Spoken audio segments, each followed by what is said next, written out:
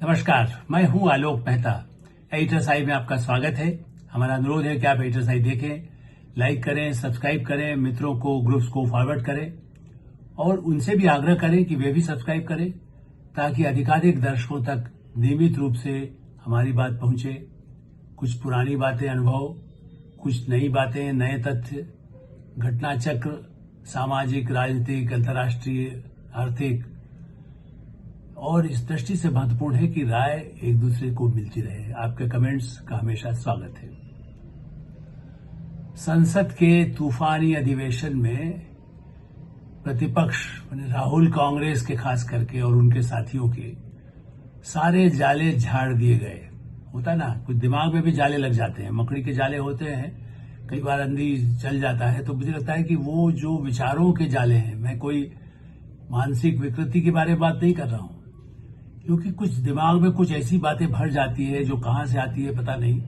लेकिन प्रधानमंत्री नरेंद्र मोदी और विदेश मंत्री जयशंकर और गृह मंत्री अमित शाह और रक्षा मंत्री राजनाथ सिंह, सबने जितनी बातें कही, उसके बाद सिंदूर ऑपरेशन को लेकर के जितनी ही अनर्थक, निरर्थक और जिसको कह सकते हैं कि पाकिस्तान को ही पसंद आने वाली बातें जो प्रतिपक्ष कर रहा था, और बल्कि ऐसा लगता था कि पाकिस्तान में जो बात कही जा रही है वो यहां कही जा रही है, या इनका सुनकर के पाकिस्तान भी उसको कोट कर रहा है। इस दृष्टि से ये जाले झड़ना अच्छी बात है, सफाई होगी। हो सकता है समाज में जब जाए तो उसके बाद जनता को तो कम से कम पता चला, क्योंकि संसद, लोकसभा, राज्यसभा, खास करके राज्यसभा जो की चर्चा हुई, हमने लोकसभा में कल अमित शाह पर चर्चा की थी, बाद में प्रधानमंत्री नरेंद्र मोदी देर से बोले, काफी देर तक बोले, इसलिए उसके पहले हमारा कार्यक्रम तैयार हुआ। फिर भी मैंने उनका हल्का जिक्र किया था कि उन्होंने क्या बातें कही। उन्हें तो और भी लगभग 2 घंटे जिस तरह से पूरी बातें समझाई, एक एक, जिसको कह सकते हैं कि हर बिंदु को उन्होंने छू लिया। और आज विदेश मंत्री एस जयशंकर ने, वैसे तो गृह मंत्री अमित शाह, प्रधानमंत्री, सबकी बातें आ ही रही हैं दोनों सदनों में, लेकिन उससे भी महत्वपूर्ण मुझे लगा कि जो शंकाएं राहुल गांधी या मल्लिकार्जुन खड़गे और जितने प्रतिपक्ष के नेता हैं, आप ये कहिए कि प्रियंका गांधी, क्योंकि भाई वो तो वही है, गौरव गोगोई को तो हम महत्वपूर्ण मानते हैं, क्योंकि वहां तो कांग्रेस परिवार ही सबसे बड़ा है। सोनिया गांधी की उपस्थिति में मल्लिकार्जुन खड़गे ने आरोप लगाया। तो जयशंकर जी ने साफ कर दिया कि भाई दुनिया के किसी मुल्क ने नहीं किया, अमेरिका ने किया। हाँ, अमेरिका ने, वेंस ने बात किया था, या हम वो ये चाहते थे कि कहीं ऐसा न हो कि भाई पाकिस्तान यदि हमला करता है, तो प्रधानमंत्री ने जवाब दे दिया कि हम इससे बड़ा करारा जवाब, गोली का जवाब, प्रधानमंत्री ने कल बहुत डंके की चोट पर कहा। हमने पहले फोन नहीं सुना। निश्चित से स्ट्रेटेजिक तय होगा कि वो जिससे बात कर रहा हूं पहले कर ले, जो कूटनीतिक ऐसी चर्चा होती है। और ट्रंप ने नहीं कहा, ट्रंप का नाम नहीं, जब कह रहे दुनिया के किसी देश ने सीज फायर के लिए हमसे बात नहीं की, केवल पाकिस्तान गिड़गिड़ाया, पाकिस्तान ने आग्रह किया कि हम तबाह हो जाएंगे, इसलिए आप आगे हम पर हमला नहीं करिए, हम नहीं करेंगे। और इसी शर्त पर किया गया कि तुमने नहीं किया तो फिर उसके बाद तो गोला जाना ही वाला है। फिर पता नहीं, अभी तो खाली हवाई अड्डे, हवाई पट्टियां सेना की खत्म हुई है, फिर उसके बाद क्या खत्म होगा तुम जानते हो। ये बात उनके सेना अधिकारी समझ चुके थे, मुनीर समझ चुका था, और मुनीर ने नहीं, पाकिस्तान के प्राइम मिनिस्टर मान रहे हैं कि ऐसा मुनीर ने आके बताया कि ऐसी तबाही हो चुकी है, हमारे हवाई अड्डे वायुसेना, भारतीय वायुसेना ने नष्ट कर दिए हैं। ऐसी स्थिति में बार बार जो सवाल उठ रहे थे, एस जयशंकर ने यह भी बताया कि देखिए, इससे पहले भी अमेरिका के साथ प्रधानमंत्री इंदिरा गांधी, जो 71 बार, जिसकी सबसे चर्चा करते हैं हम खुद के लिए भी, ये ठीक है कि हम उस समय उतना हम नहीं, लेकिन किताबों में तो कई जगह उसका है ही कि निक्सन किस तरह की भाषा बोला करता था। रिचर्ड निक्सन और किसिंगर के वार्ता, ये आपको कई पुस्तकों में, उनके वहां के रिकॉर्ड में, अमेरिका में तो बड़ी पारदर्शिता वहां भी रही है। तो उन्होंने क्या बातचीत में इंदिरा गांधी के लिए किस भाषा में, मैंने इतनी, जिसका मैं उपयोग भी नहीं करना चाहता, इतनी गंदी भाषाओं में गालियां देते हुए जो बातचीत की थी, उसके बावजूद इंदिरा गांधी ने जब उनको पत्र लिखा था कि भाई देखिए पाकिस्तान जो कर रहा है, आप पाकिस्तान को समझाइए, बांग्लादेश के वार के समय की बात है। तो इसका मतलब है कि हम भी तब भी ये चाहते थे कि अमेरिका पाकिस्तान को जो समझाना समझा दे, हम तो जो कर रहे हैं, हमने तो बांग्लादेश को कर दिया है, कर रहे हैं। ऐसी स्थिति में वो 7th फ्लीट भेज रहा था, गालियां दे रहा था, बिल्कुल हमारे इतने कड़वे संबंध थे, कैनेडी का युग छोड़ दीजिए, या बाद में रोनाल्ड रेगन के और बात के छोड़िए, लेकिन जिस तरह से दबाव नरसिंह राव के समय में पड़ा अमेरिका का, इंदिरा गांधी के समय में पड़ा, नेहरू के समय में पड़ा।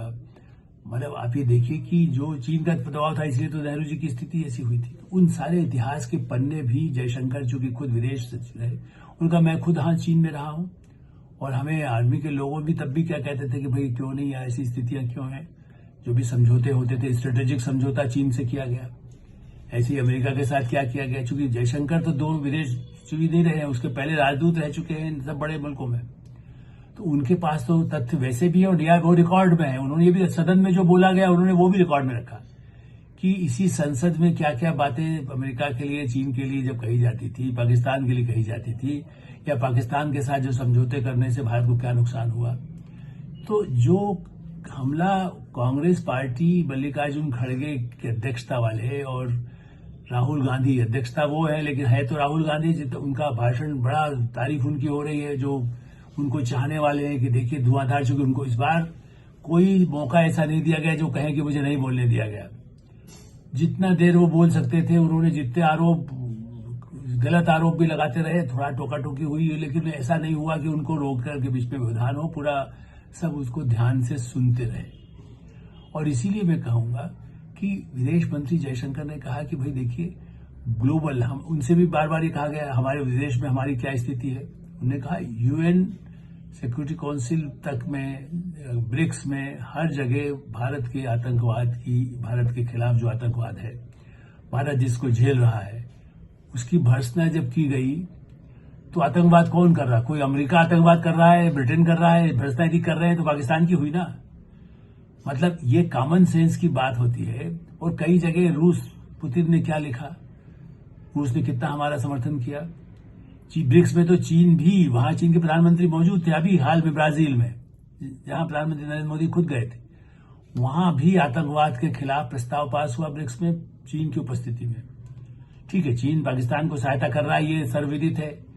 66 उस जमाने, और कब से 60 से चीन उसके साथ दे रहा है। चीन पहले तो खुद ही कमजोर था, लेकिन मान लीजिए वो तब भी रहा, और अमेरिका तो तब से, उसको तो हमने पहले भी चर्चा की है कि नाटो के साथ सेंटो उस तरह के जो गठबंधन के लिए पाकिस्तान तो अमेरिका के भी हाथ जोड़ता रहता था। तो अमेरिका चीन से उसके संबंध होना अपनी जगह है, लेकिन सिंदूर ऑपरेशन में भारत की स्थिति के, हमारे इस ऑपरेशन के खिलाफ दुनिया के किस मुल्क ने, 3 को छोड़ दीजिए, चीन, टर्की और पाकिस्तान, ऐसे 2-3 देशों को छोड़ करके क्या किसी ने भारत के सिंदूर ऑपरेशन, मतलब ये उनका चूंकि पाकिस्तान का साथ दे रहे थे इसलिए उन्होंने नहीं किया। अन्यथा ये बताइए कि दुनिया के किन देशों ने कहा कि भारत ने जाके वहां के हवाई अड्डे क्यों मार दिया। रावलपिंडी में उनका इतना बड़ा ठिकाना है, वो तो बहुत बने जिसको कह सकते हैं, ऐसे ठिकाने जहां परमाणु हथियार रखे हुए हैं, उसके यहाँ हवाई पट्टी को मार दिया गया। यदि लाहौर के पास कर दिया गया, भावलपुर में कर दिया गया।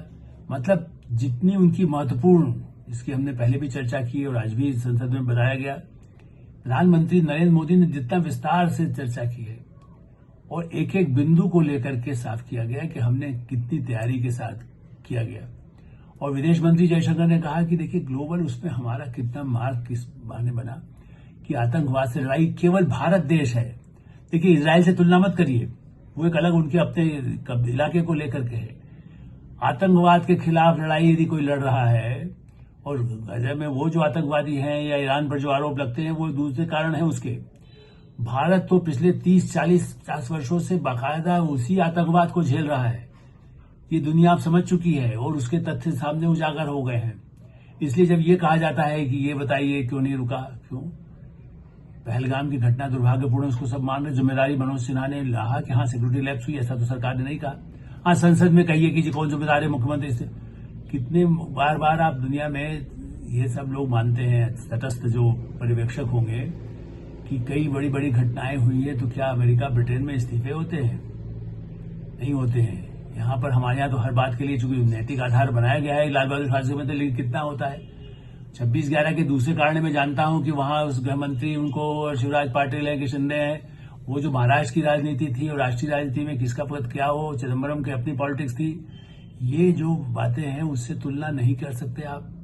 यहाँ ये सही है, लेकिन जो मुंबई में 280 लोग मारे गए, 270 से ज्यादा, ऐसी स्थिति तो यहाँ ये है कि हमें आतंकवादियों के इतने हमले में कितने सैकड़ों लोग मारे गए आतंकवादी हमलों में। 26 घटना के उसके बाद उनके परिवार के साथ पूरा देश, पूरी सरकार खड़ी है। और आज भी जयशंकर ने कहा कि देखिए पाकिस्तान में जो आतंकवादियों को जो मारा गया, उनमें उनके लिए कौन खड़ा हुआ था, आप देख लीजिए यूट्यूब पर अवेलेबल, मतलब आर्मी के लोग। कल तो उसको स्पष्ट रूप से अमित शाह जी ने भी कहा था और प्रधानमंत्री ने भी कहा कि उनको जनाजे में कौन उनके लिए खड़ा हुआ था। आर्मी, आईएसआई के लोग खड़े हुए थे कंधा दे करके। जो आतंकवादी जो हमारे सिंदूर ऑपरेशन में मारे गए, लाहौर के पास जिन ठिकानों पर, जिन अड्डों पर भारत ने एक तरह से जो सिंदूर ऑपरेशन किया आतंकवादी ठिकानों पर, 9 ठिकानों पर, आप ये बताइए कि क्या वहां जो 100 लोग से अधिक तो मारे गए हैं, जिसकी सूचना हमारे पास हो सकता है उससे ज्यादा मरे हो, जो भाग के कहीं गुफा में छुप गए हो, ठीक है उसमें। और अब तो वो भी मारे गए जो आतंकवादी पहलगाम में आए थे, उनका भी सफाया कर दिया गया। उसके होने के बाद भी कि कैसे घुस गया, भाई इतनी बड़ी सीमा है, उस पहले भी चर्चा कर चुके, प्रधानमंत्री ने भी कहा। और इसलिए मैं पुरानी बातों को मैं भी रिपीट न करके ये कहूंगा कि ग्लोबल, पूरी दुनिया के जो भी शंकाएं हो सकती थी, क्योंकि इसके पीछे बाहर की शक्तियां हैं, मैं या फिर से कहूंगा, सदन में नहीं कर रहे हूं लेकिन बाहर भी कई ऐसी शक्तियां काम करती हैं जो भारत के हथियारों को लेकर के, हमारा राफेल क्यों खरीदा गया, देखिए किसने उठाया था ये बातें। राफेल की बात तो राहुल गांधी उठाते थे ना कि घोटाला है।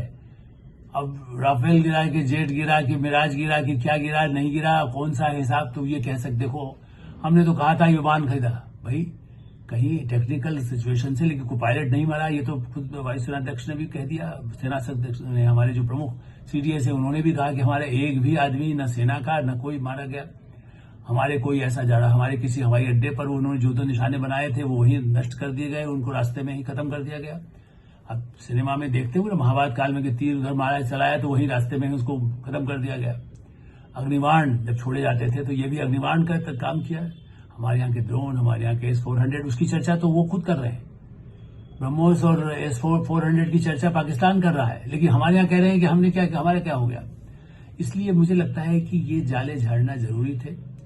ये बहस संसद की बहुत ही, इसलिए हमने पहले भी कहा था कि ऐतिहासिक है, लेकिन आज इसको पूर्ण विराम जो है, तो जयशंकर ने जो विदेश मामलों में भारत की कैसे छाप बनी है, इस सिंदूर ऑपरेशन से भारत का स्वाभिमान, भारत की आत्मनिर्भरता, और ये भी स्पष्ट किया गया, हाँ हम ट्रेड रखेंगे।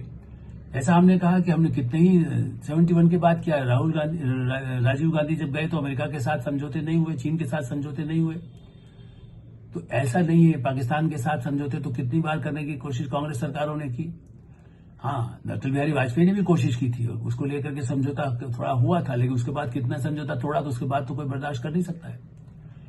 और यही समझौता किया गया था कि हम सूचना देंगे। ये भी एक महत्वपूर्ण बात सदन में बताया गया कि भाई ये कांग्रेस रिजीम के समय में भारत पाकिस्तान के बीच समझौता हुआ कि जब भी कुछ होगा तो डीजीएम एक दूसरे को सूचना देंगे यदि किसी सैनिक ठिकानों पर किया जा रहा है, क्योंकि उससे परमाणु शक्ति दोनों संपन्न देश हैं, उसका कोई ऐसा असर दूसरे देश पर भी पड़ता है। यदि परमाणु शक्ति कोई हथियार उसका खाली, जिसको कहते हैं कि उसमें से विकिरण ही फैल जाए, नष्ट, वहीं पर कोई आदमी चाहे न मारा जाए, लेकिन यदि उसका एक बार उसका नुकसान वहां पर होगा तो उससे कितने लोग सड़ जाएंगे, मर सकते हैं, क्या होगा। उस दुर्घटना को टालने के लिए ये कहा गया कि हमने केवल आतंकियों को ठिकाने पर हमला किया है। नहीं, आपने तो बता दिया, राहुल गांधी चीख चीख करके और ओलिगार्क खोल के, आपने बताया क्यों। ये समझौता कांग्रेस सरकार ने किया था और वैसे भी ठीक ही है, आप बहादुर हैं तभी तो आप किसी को कहते हैं कि हम मारेंगे तुमको घर में। जैसे कहते हैं ना, जेब मत काटो, डाका डालना है तो बता के आओ, डाका डाल दो, चलो हम भी निपटते, कैसे डाका डालोगे हमारे घर में आके। हमारी स्थिति वही है। पाकिस्तान जेब काटने के बजाय डाका डालना चाहेगा तो भी करारा जवाब है, और जेब काटने आएगा तो पहले हाथ उसके कट जाएंगे। ये स्थिति अब पाकिस्तान ने, और ये भी सही है कि उसके बाद भी कहा तो गया कि हाँ कश्मीर को आपने 370 खत्म होने के बाद, जयशंकर जी ने बताया कैसे दुनिया के लोग आए, मुंबई में लोग आए और पूरे देश में आए। उसके बाद यदि कश्मीर में घटना हुई, दुर्भाग्यपूर्ण है पहलगाम में जो हुआ, लेकिन जो लाखों लोग और जाकर के अच्छे से गए और बाद में फिर से जा रहे हैं, 1-2 करोड़ लोग गए, तो इस पे क्या है, उस घटना के लिए कई बार पहले वैष्णो देवी के पास भी इस तरह से कोई आतंकवादी हमला हुआ था जो वहां बस जा रही थी, तो नुकसान होता है निश्चय, उसके लिए बहुत ही दर्दनाक स्थिति होती है। इसी आतंक से लड़ने के लिए बाकायदा ये कहा गया कि क्या है, उसके बाद भी आप करेंगे हमला। हाँ, भारत ने कह दिया है, हमला मतलब जितनी दूर जो करेगा उसको वैसा ही भुगतेगा, उसका जवाब ऐसा दिया जाएगा। और इस बार निश्चित से ज्यादा बड़ा हो जाएगा, क्योंकि भारत चेतावनी दुनिया को बता चुका है कि हम ऐसा करेंगे। ऐसी स्थिति में अब ये पूर्ण विराम करके इसको चुनावी मुद्दा बनाना चाहे राहुल गांधी, कांग्रेस पार्टी, समाजवादी या राष्ट्रीय जनता दल, खास करके उनके जो साथी हैं, या महाराष्ट्र में जो उद्धव ठाकरे जी अपना बाजा बजा के मुंबई में चाहते हैं, लेकिन मुंबई के घाव दाऊद इब्राहिम के भागने से लेकर के दुनिया भर के कितने लोगों को जिस तरह से अवसर दिए गए तुष्टीकरण के नाम पर, उस सबके रिकॉर्ड भी संसद में खोल दिए गए हैं, सारे जाले झाड़ दिए गए हैं। ये और अंतिम बात एक और, पृथ्वीराज चौहान या चिदम्बरम, ये लोग ऐसी बातें उठा रहे हैं जैसे ये कहें कि महादेव क्यों नाम है, कि किसका क्यों ऑपरेशन रखा गया जिसमें आतंकियों को मारा गया, पहले सिंदूर ही क्यों रखा गया। भाई सिंदूर पहुंचा गया, उनके ऊपर सिंदूर लगा के, आदमी नहीं कहता बदला लेकर के सिंदूर मैंने वापस पहन दिया। कितनी फिल्में देखते होंगे यदि कांग्रेस के नेता, कम से कम शिवसेना जो उद्धव ठाकरे की है, सो कॉल्ड एनसीपी है, सिंदूर तो वो सब समझते हैं ना। तो सिंदूर केवल कोई एक, और सिंदूर कोई मुस्लिम महिलाएं नहीं लगा सकती हैं या क्रिश्चियन नहीं लगा सकती हैं, उनके भी यदि शोभा का यदि है तब भी, और एक आत्मविश्वास का है कि हमने ठीक है हमारे पति मारे गए लेकिन हम तुमसे बदला लेकर के फिर से लगा रहे हैं। और महादेव, जहां तक सेना है, मैं एनसीसी में रहा हूं, मैंने वार करस्पॉन्डेंट कोर्स किया है, मैं जानता हूं कि आप जय हर हर महादेव, जय शिवशंकर या कई ऐसे नारे होते हैं। अब ठीक है पाकिस्तान अल्लाह अकबर लगाता है, यहां भी ऐसा नहीं, जो नमाज पढ़ना चाहता है, मैंने देखा है लद्दाख की वहां पर हो या कश्मीर में हो या रेगिस्तान में हो, कहीं पर भी हर धर्म का अपने अपने उसके मंदिर भी बने हुए हैं, जो अपनी प्रार्थना करना चाहते हैं वो भी करते हैं।